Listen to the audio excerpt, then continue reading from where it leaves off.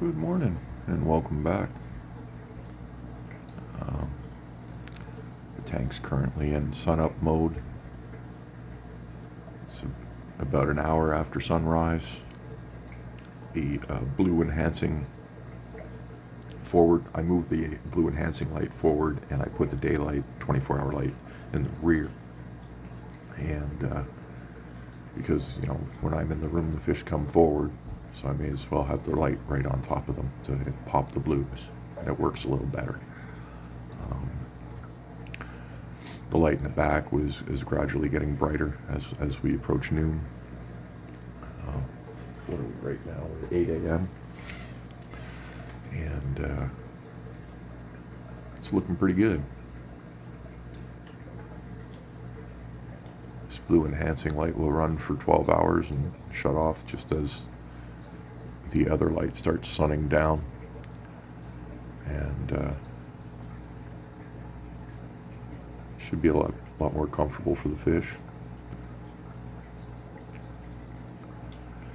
But enough of the lights for today. I guess today's topic I'm going to get into is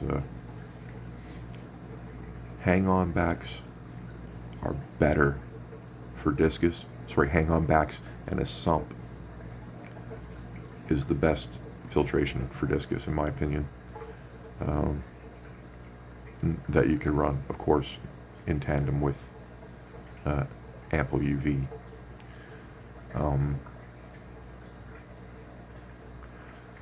And I say that because I tried it both ways. I tried a canister, and I'll put this caveat in there. I'm only tried one canister. It was a top fin brand, and it had really good flow and everything, but what it ended up producing was sick fish and problems. I had nothing but problems. Then I switched over to two hang-on backs with actually less flow overall, and my problems went away. Keep in mind, in both situations, I was running a sump. So, I'm not sure hang-on backs alone with discus would be a good idea, because there's not enough biofilter going on. But if you can employ some manner of a sump, which I mean you can do with any tank now, because they have overflow boxes. It kind of looks like a hang-on back, but it's not, and it just helps the water get down into the sump underneath your tank, so you don't have to drill holes like mine. And because this is an old tank, that's why it's capable of having a hole drilled in it. The new tanks, you just can't drill them; they're too thin. It's structurally unsound. So now, what made canister filters a good idea? Well, in the days before sumps, canister filters were like a mini sump. And for most fish, that's fine. Like, I'm talking about discus here. I'm not talking about, and probably other large cichlids. I don't think you should run canister filters on a large African cichlid tank either. That's how you're going to end up with the hole in the head, and all those other problems that all will always occur. Especially if you want to heavily stock your tank. And let's be frank. If you go with normal stocking levels, okay, it's boring. The tank is boring. I don't like it. I believe heavily stocked tanks, especially for communal fish like discus, is the way to go. And so if you have a community tank, you should have large populations of every species you put in it, and it should look thick, and your filtration should be capable of dealing with that. and canisters won't do it. They won't do it for you. So the other problem with running Discus on canister filters is the canister filter is going to fill up with poop and moam and detritus, whatever, all those different words for gunk. And they're not designed to be taken apart every week. If you take apart your canister filter every week, you're just going to blow your seals and have a leak. The thing's going to break. It's meant to be taken apart like once a year, maybe once every 6 months if you're diligent. And the problem with that is you're running your water through that moam or through the gunk. And if you just Google cleaning my canister, or YouTube cleaning my canister filter, and watch those videos of people cleaning their canisters after 6 months or a year, because that's how you do these things, 6 months to a year. And you look at all of the gunk in that filter. Sure, it's pulling it out of the water visually, but you're still running your water through that gunk, and that's what'll stunt your Discus. That's what'll give you shitty growth. Guaranteed. Crappy growth. Deep substrate, also crappy growth rates, because the gunk's getting in there. You need to keep your substrate in a fashion that it's not building up gunk, and you need to be doing your gravel vacuuming. This is, keeping Discus is it's not like keeping goldfish. This is the top tier care level when it comes to freshwater fish, period.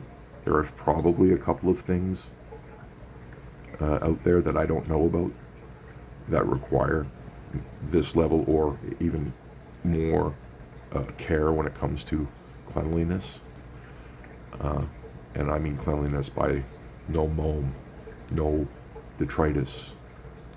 You got to keep that out of your system, because if your water is running through filtration that has a buildup of that in it, then your water's passing over that dirt, and it's just getting dirty, period. And it's in a way that is detrimental to your Discus.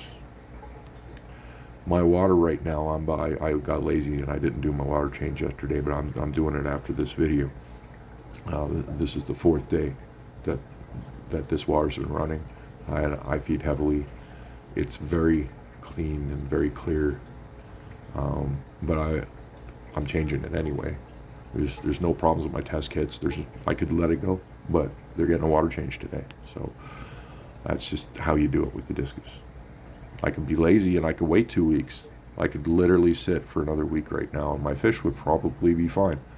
But you're getting into that situation where the water's actually, even though it looks clean, just like it would with your canister filter, it's getting moamy. It needs to be cleaned up. You got to get that poop out. You got to get the fresh water in that's not all saturated with their waste, and they urinate too, right? So that all has to go.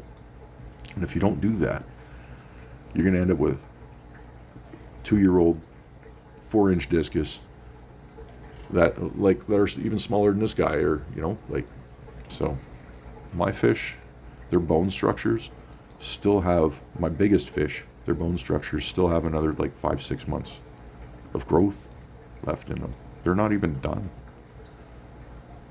Most of the time I see videos with Discus, and I've seen people blame genetics, and I'm sure that plays a role, and I've even had a couple stunt on me.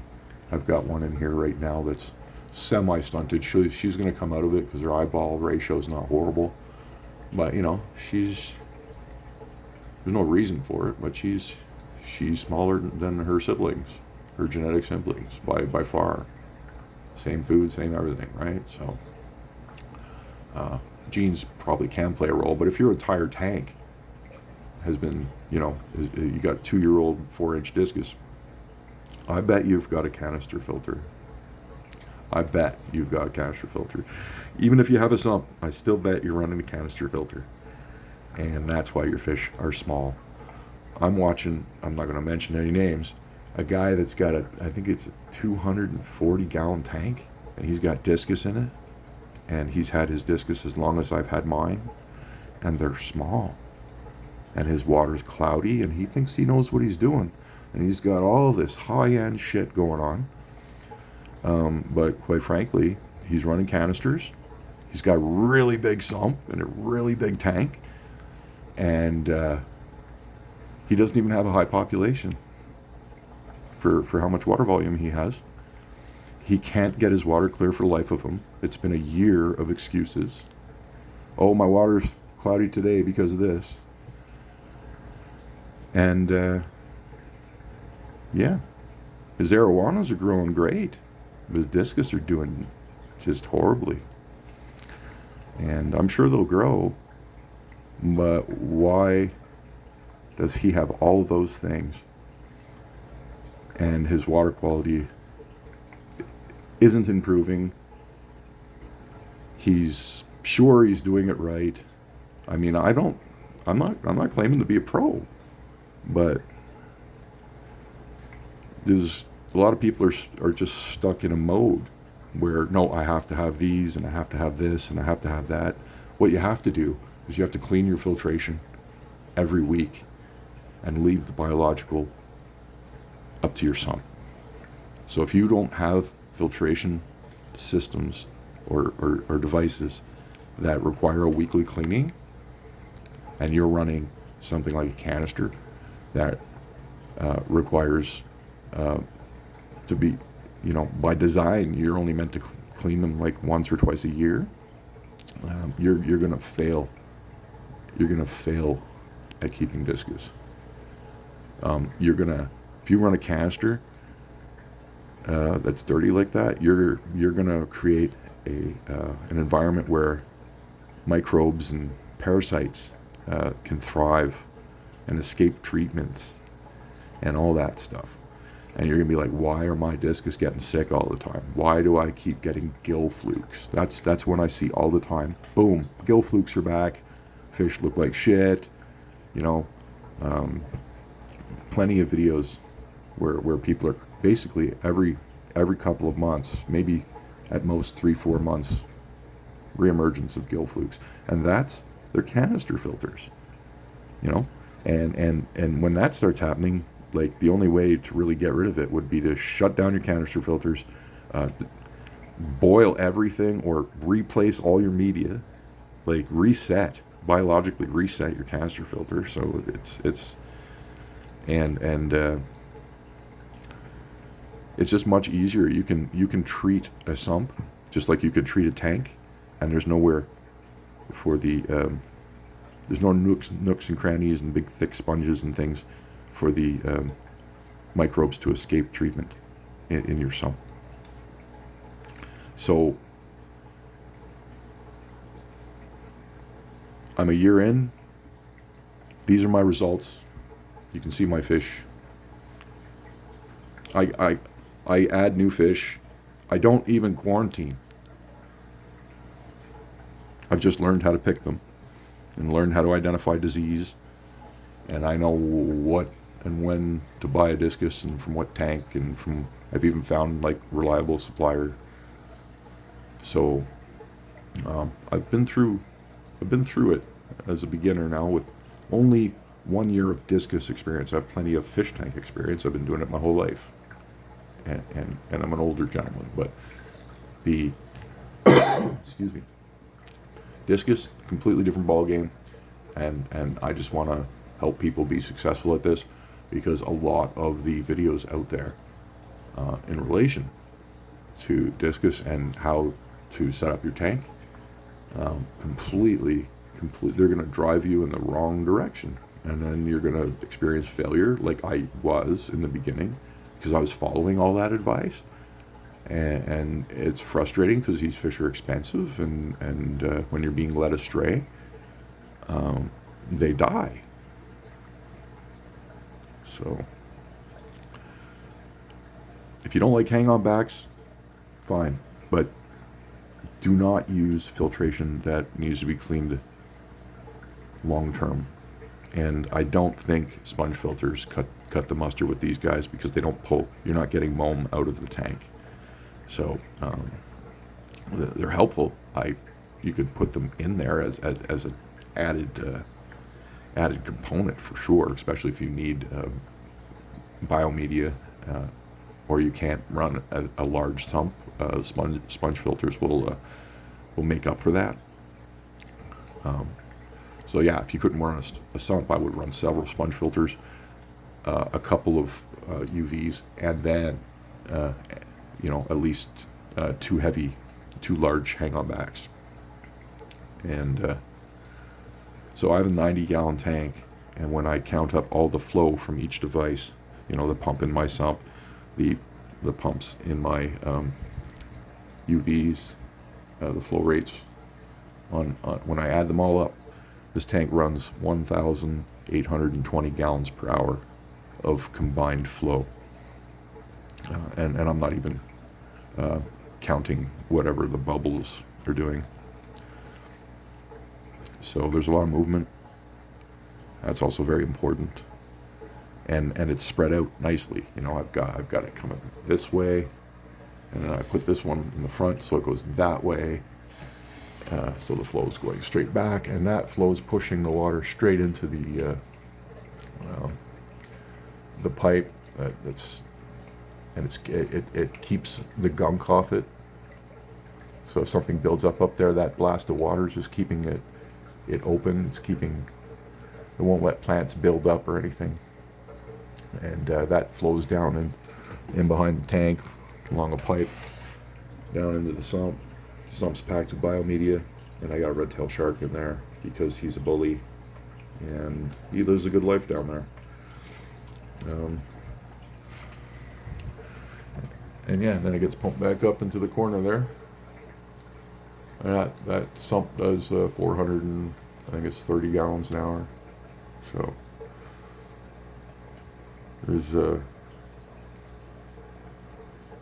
the other great thing about not having a single, even two canister filters. I have redundancy.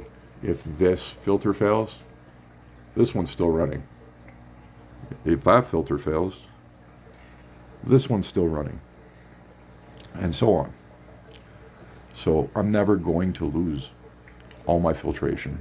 I have lost, through a clog or something. I have had one unit go down here and there, and it doesn't affect the tank because everything else keeps running. If that happened and I was running a sole canister filter, it would have taken a matter of hours, and my water would be just foul, and my fish could die. If I was gone, if I left in the morning, and 5 minutes after I walked out the door, my one canister filter failed because something clogged it, that would be it. I'd be gone for 12 to 15 hours.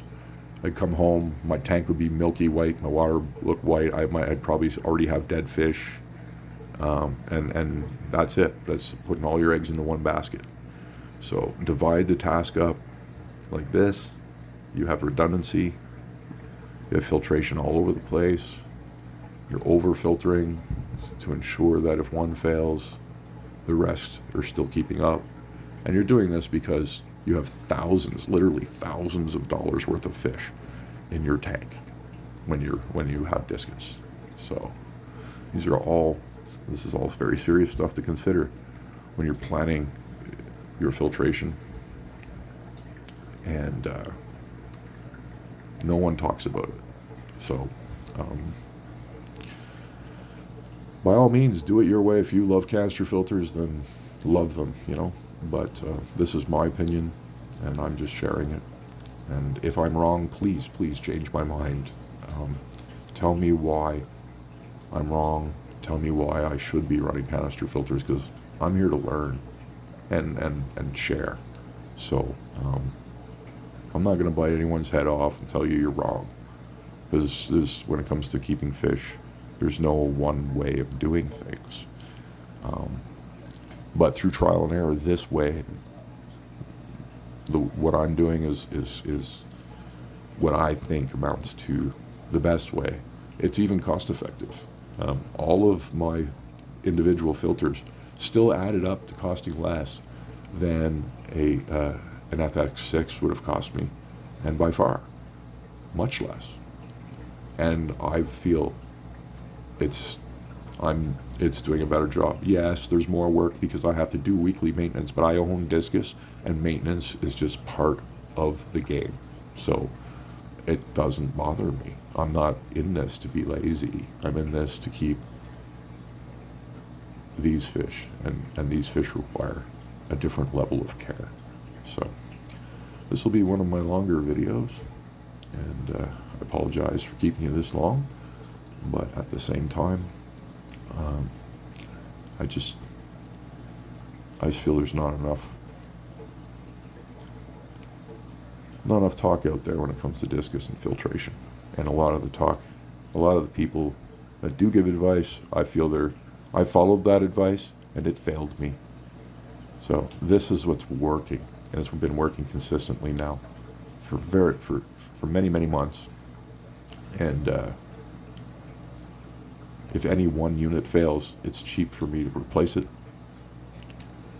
and the rest of the units can keep me alive while I wait for it to show up in the mail. So don't be afraid of owning discus. Don't be afraid of overstocking your tank. Actually, overstocking discus, I highly recommend it. I would at least double the recommended ratio of 1 discus to 10 gallons. I would put 2 discus per 10 gallons and overfilter your tank, because these fish want to be in a school that's thick like this. This is what they want. They're not happy. 6 discus or 9 discus in a 90-gallon tank, okay, is just conflict and misery. They're not happy. This, in the wild, they would crowd just like this, in a big group like this, and this is what makes them feel happy. So that's it for today, and thank you so much for watching. Please subscribe, comment, tell me about your canister filters. I do like the concept of the canister filters with the hang-on back pre-filter attached to them. I think that's cool. That's sort of a new thing. I wouldn't shy away from one of those.